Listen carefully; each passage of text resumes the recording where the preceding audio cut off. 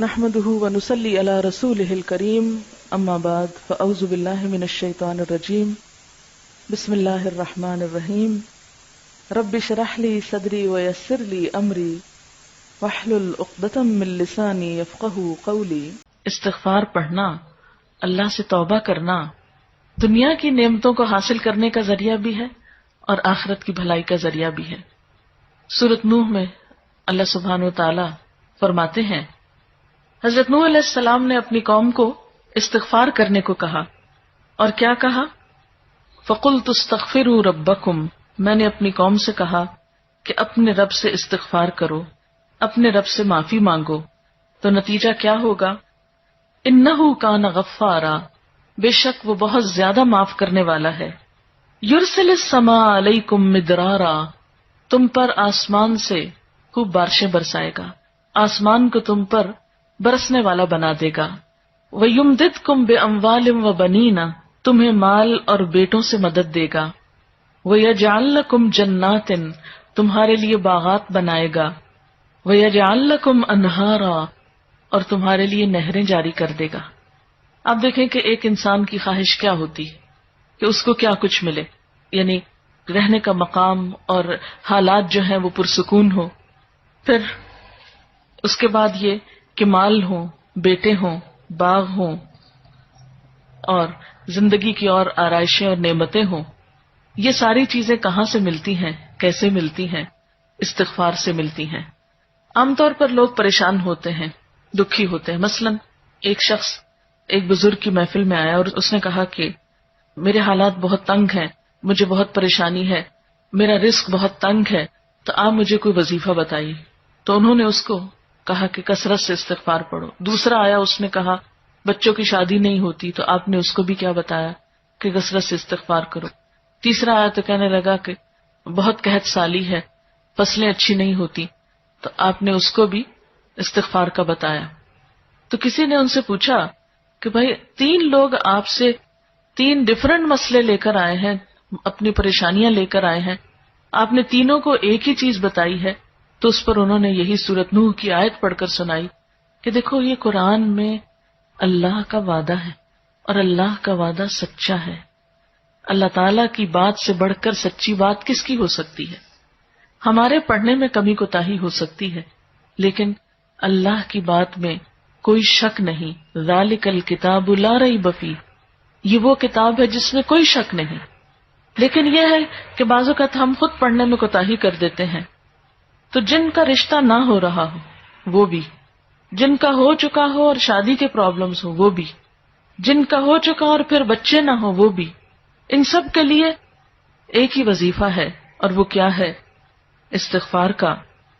پھر اسی طرح ایک اور جگہ پر ایک اور پیغمبر نے اپنے لوگوں سے کہا، وَاسْتَغْفِرُوا رَبَّكُمْ ثُمَّ تُوبُوا إِلَيْهِ إِنَّ رَبِّي رَحِيمٌ وَدُودٌ، اپنے رب سے معافی مانگو اور اس کی طرف پلٹ آؤ، بے شک میرا رب رحیم ہے اور اپنی مخلوق سے بہت محبت رکھتا ہے۔ یعنی جب کسی بندے پر کوئی تکلیف آتی ہے تو ایسا نہیں کہ اللہ تعالیٰ اس پر خوش ہوتے ہیں اور جان بوجھ کے ستانا چاہتے ہیں بندوں کو۔ اللہ تو بندوں کے حق میں بہت مہربان ہے۔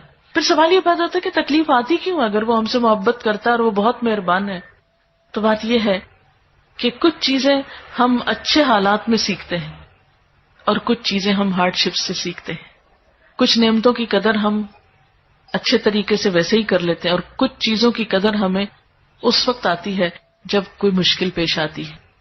آپ دیکھیے کہ اس کی مثال یوں ہی ہے کہ جیسے کچھ کھانے آپ کچے ہی کھا لیتے ہیں، جیسے فروٹس وغیرہ ہیں، آپ کو پکانے کی ضرورت نہیں ہوتی، لیکن کچھ کھانے آپ کو پکا کر کھانے ہوتے ہیں۔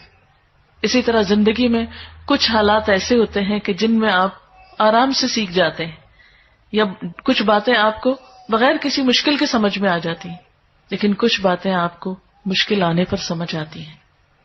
اور جس طرح انسان پختہ اور میچیور ہوتا ہے مشکلات میں، آپ نے دیکھا ہوگا کہ جو بچے ہارڈ شپس میں پلتے ہیں وہ بڑے ہو کر ان میں اسٹیمنا زیادہ ہوتا ہے، لیکن جو بچے بہت نعمتوں میں اور نازوں میں پلتے ہیں وہ اتنے بہادر اور اتنے ہمت والے نہیں ہوتے۔ اس لیے دھوپ اور چھاؤں، غم اور خوشی، دونوں اس کائنات کا حسن ہے۔ دن اور رات ایک بہت بڑی نشانی ہے ہمارے لیے تو اس لیے جب تکلیف آتی ہے تو اس موقع پر انسان اللہ کی طرف زیادہ رجوع کرتا ہے، اللہ کو زیادہ یاد کرتا ہے، زیادہ ذکر کرتا ہے، اور اس طرح انسان کے گناہ دنیا میں ہی معاف ہونے لگتے ہیں۔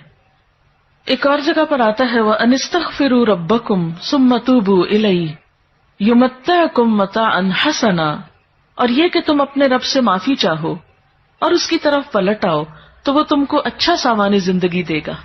یعنی دنیا کی اچھی نعمتیں کس سے ملیں گی؟ استغفار سے۔ اور اس کے لیے دعائیں کیا ہیں؟ ربنا اغفر لنا، یہ قرآن پاک کی دعائیں ہیں استغفار کی۔ ربنا اغفر لنا ذنوبنا واسرافنا فی امرنا وثبت اقدامنا۔ ایک اور دعا ہے ربنا آمنا فاغفر لنا وارحمنا وانت خیر الراحمین۔ پھر اسی طرح ربنا ظلمنا انفسنا وان لم تغفر لنا وترحمنا لنکونن من الخاسرین انت ولینا فاغفر لنا وارحمنا وانت خیر الغافرین۔ پھر اسی طرح ربنا فاغفر لنا ذنوبنا وکفر عنا سیئاتنا وتوفنا مع الابرار۔ پھر اسی طرح رسول اللہ صلی اللہ علیہ وسلم نے بھی کچھ ایسی دعائیں سکھائی ہیں جو استغفار کا ذریعہ ہیں۔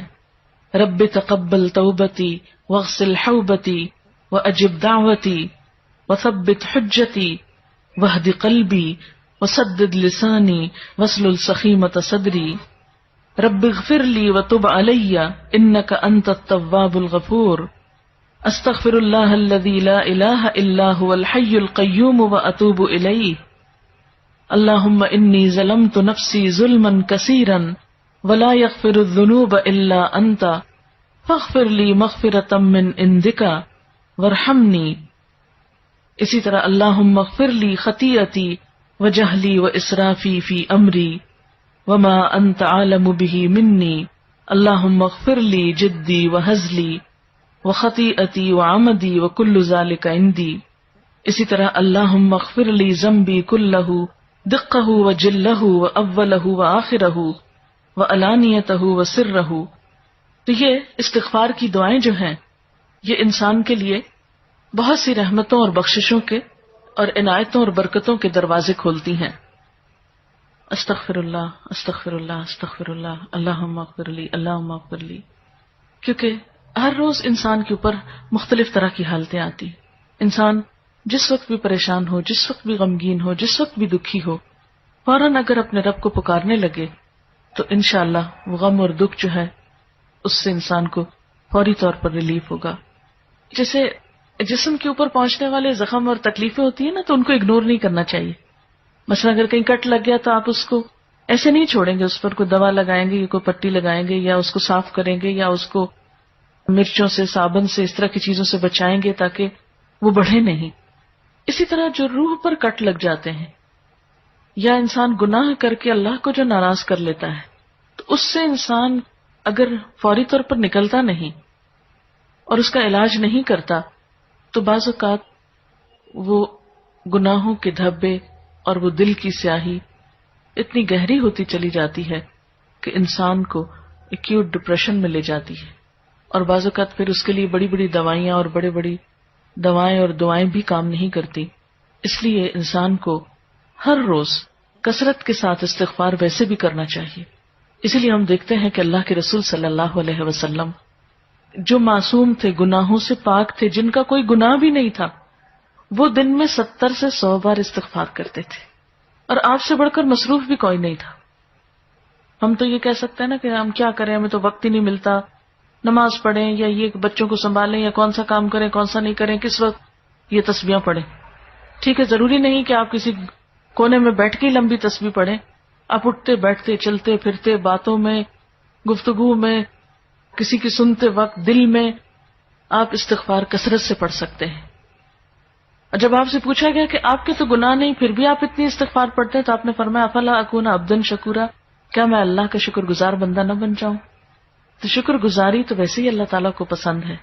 سبحانک اللہم و بحمدک اشہد ان لا الہ الا انت استغفرک و اتوب الیک۔ السلام علیکم و رحمۃ اللہ وبرکاتہ۔